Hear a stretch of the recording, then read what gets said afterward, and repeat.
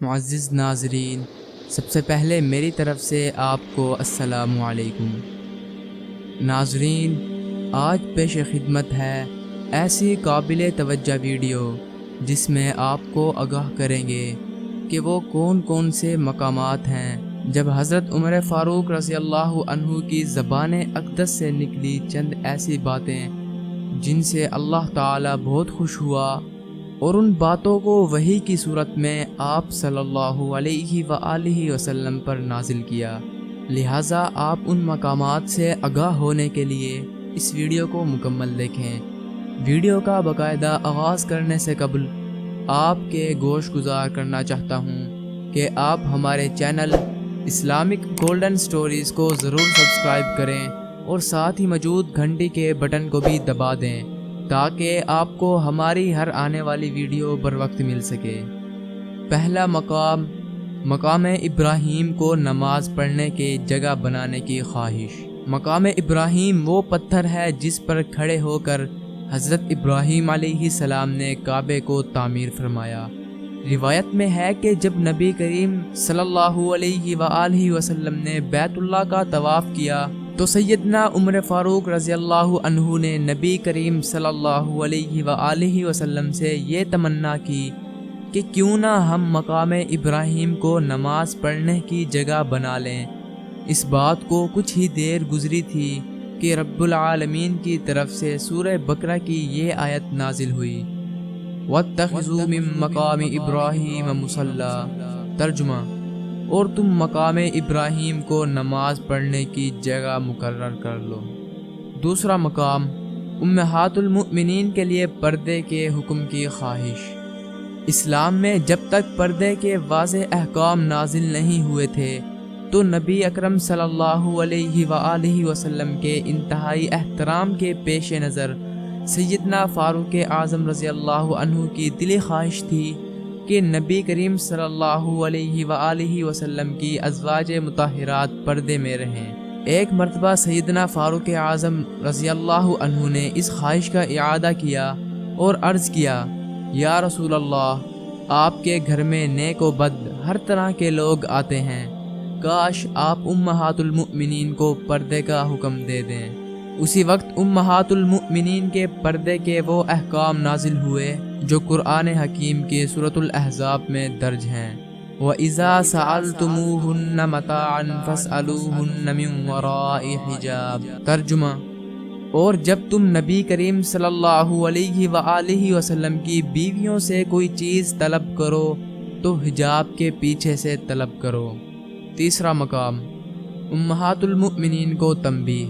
ایک مرتبہ سیدنا فاروق اعظم رضی اللہ عنہ کو خبر ملی کہ نبی کریم صلی اللہ علیہ وآلہ وسلم اپنی ازواج مطہرات سے کسی معاملے پر ناراض ہیں۔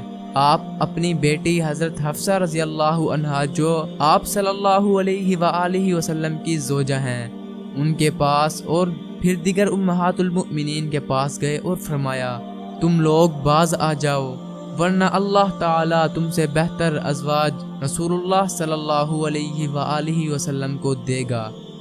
اس موقع پر سورۃ تحریم کی یہ آیت نازل ہوئی، عَسَىٰ رَبُّهُ إِن طَلَّقَكُنَّ أَن يُبْدِلَهُ أَزْوَاجًا خَيْرًا۔ ترجمہ: اگر نبی کریم صلی اللہ علیہ وآلہ وسلم تمہیں طلاق دے دیں تو بہت جلد ان کا رب اس کے بدلے میں انہیں اچھی بیویاں دے گا۔ چوتھا مقام، بدر کے قیدیوں کے قتل کا مشورہ۔ غزوہ بدر میں صحابہ کرام نے 70 کافروں کو گرفتار کر لیا تو یہ مشورہ کیا گیا کہ ان جنگی قیدیوں کے ساتھ کیا سلوک کیا جائے۔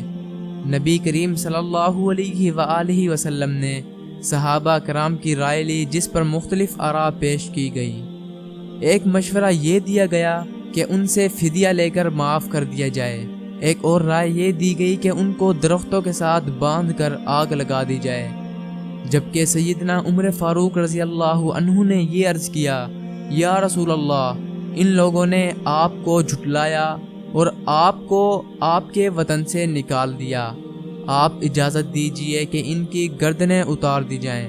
رحمت للعالمین نے رحیمانہ مزاج کے باعث رحم کرنے کا ارادہ فرمایا اور ان قیدیوں سے فدیہ لے کر عام معافی کا اعلان فرما دیا۔ اس موقع پر رب العالمین نے وحی کے ذریعے سیدنا عمر فاروق رضی اللہ عنہ کے مشورے کی حمایت فرمائی، لہٰذا سورۃ الانفال کی درج ذیل آیت نازل ہوئی۔ ما کان لنبی ان یکون لہ اسری حتی یثخن فی الارض تریدون عرض الدنیا واللہ یرید الآخرہ واللہ عزیز حکیم۔ ترجمہ: نبی کی شان کے لائق نہیں کہ یہ قیدی زندہ رہ جائیں جب تک کہ زمین میں کفار کی خوب خون ریزی نہ کر لی جائے۔ تم لوگ دنیا کا مال اسباب چاہتے ہو اور اللہ تعالیٰ آخرت کی مصلحت کو چاہتے ہیں، اور اللہ تعالیٰ بڑے زبردست بڑی حکمت والے ہیں۔ پانچواں مقام، منافقین کے لیے استغفار نہ کرنے کا مشورہ۔ منافقین کے بارے میں اللہ تعالیٰ کا یہ حکم آیا ہے، ان تستغفر لهم 70 مرة فلن یغفر اللہ لهم۔ ترجمہ: اگر آپ 70 بار بھی ان کے لیے مغفرت طلب کریں تب بھی اللہ انہیں ہرگز معاف نہیں کرے گا۔ چونکہ نبی کریم صلی اللہ علیہ وآلہ وسلم کو اللہ تعالیٰ نے سراپے رحمت بنا کر بھیجا تھا، لہٰذا آپ کی دلی خواہش تھی کہ ہر پیدا ہونے والا شخص کسی بھی طرح جہنم سے بچ کر جنتی بن جائے، لہٰذا اس آیت کے نزول کے بعد آپ نے خواہش ظاہر فرمائی کہ میں 70 سے بھی زیادہ مرتبہ ان کے لیے استغفار کر لوں۔ حضرت عمر رضی اللہ عنہ نے عرض کیا، یا رسول اللہ، اللہ کبھی بھی ان کی مغفرت نہیں کرے گا، آپ ان کے لیے معافی مانگیں یا نہ مانگیں۔ پس اس کے بعد سورۃ المنافقون کی یہ آیت نازل ہوئی، سواء علیہم استغفرت لہم ام لم تستغفر لہم لن یغفر اللہ لہم۔ ترجمہ: برابر ہے خواہ آپ ان کے لیے معافی مانگیں یا نہ مانگیں، اللہ ان کو ہرگز نہیں بخشے گا۔ چھٹا مقام، منافق کا جنازہ نہ پڑھانے کا مشورہ۔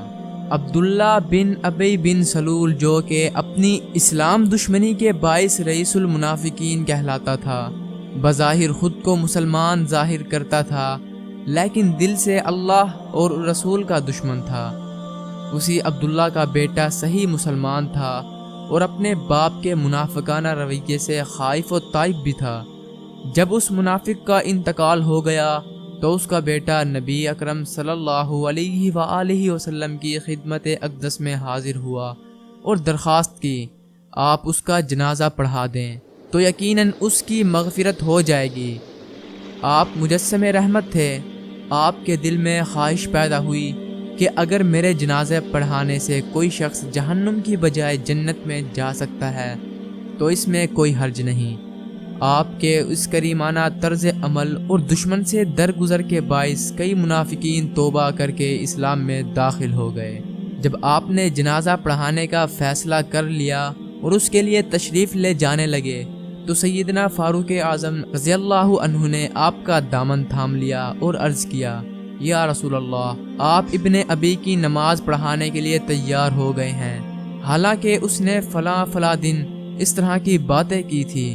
آپ نے مسکرا کر سیدنا عمر فاروق رضی اللہ عنہ کو سمجھایا کہ اللہ تعالیٰ نے مجھے اس کا جنازہ پڑھانے سے منع نہیں فرمایا۔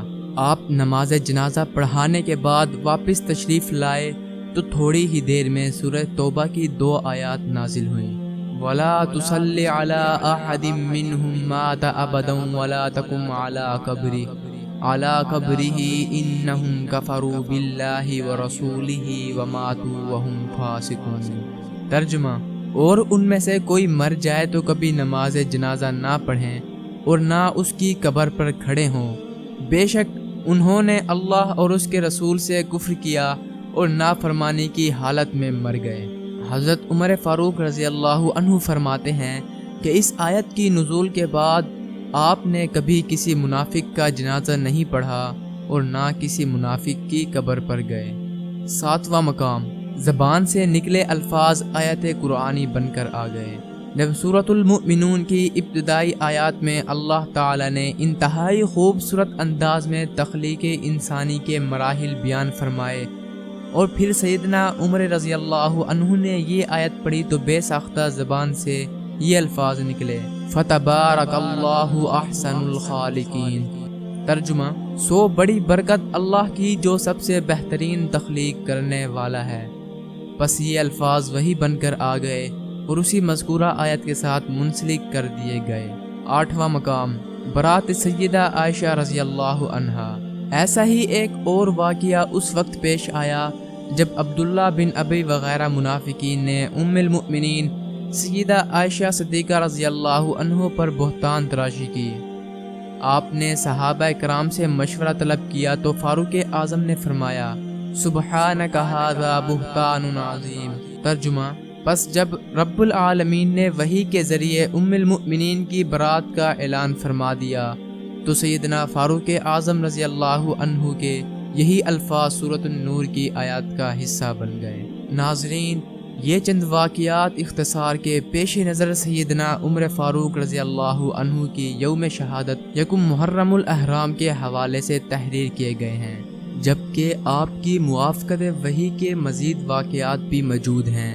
ان عوامل سے سیدنا عمر فاروق رضی اللہ عنہ کی مبارک شخصیت کی عظمت و حقانیت روز روشن کی طرح واضح ہوتی ہے، جس کا اظہار نبی اکرم صلی اللہ علیہ وآلہ وسلم نے ان الفاظ میں فرمایا، لو کان بعد النبی لکان عمر، یعنی اگر میرے بعد کسی نبی کو آنا ہوتا تو وہ عمر ہوتے۔ ناظرین، مجھے امید ہے کہ آپ کو ہماری آج کی کاوش بہت پسند آئے گی، چنانچہ آپ اپنی محبت کا اظہار کرتے ہوئے ہماری اس ویڈیو کو ضرور لائک کر دیجئے، کمنٹ میں آپ اپنی رائے کا اظہار کیجئے اور اس ویڈیو کو صدقہ جاریہ سمجھتے ہوئے اپنے عزیز و اقارب، دوستوں اور احباب کے ساتھ زیادہ سے زیادہ شیئر کیجئے۔ اگر آپ ایسی اسلامی معلوماتی ویڈیو دیکھنا چاہتے ہیں تو ہمارے ساتھ جڑے رہیں۔ جن ناظرین نے ابھی تک ہمارا چینل سبسکرائب نہیں کیا تو جلدی سے ہمارا چینل سبسکرائب کر دیجئے۔ اب آپ مجھے اجازت دیجئے۔ والسلام ورحمۃ اللہ وبرکاتہ۔